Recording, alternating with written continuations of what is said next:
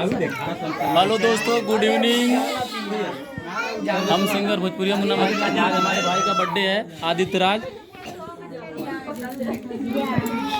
आप सभी लोग इसे आशीर्वाद दीजिए अपना, और हमारे गांव के सभी लोग एकत्रित हुए हैं इसे आशीर्वाद देने के लिए, इसका जन्मदिन सफल बनाने के लिए। आज बार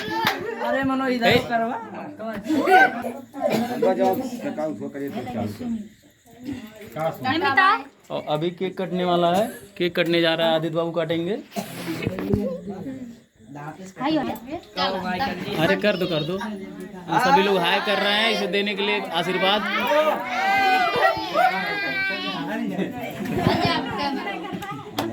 रुक जा, लग जाएगा टिक्का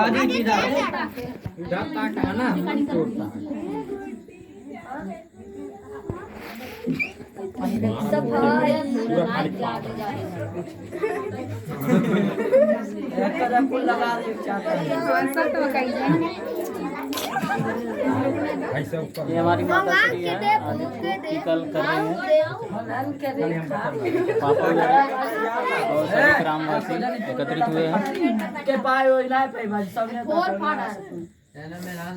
चलिए अपने आदित्य बाबू से बात कराते हैं। नमस्ते करो। नमस्ते नमस्ते। चलिए ठीक है, केक काटिए। अरे पहले फुकाओ। हाँ फूको। Hello, happy birthday.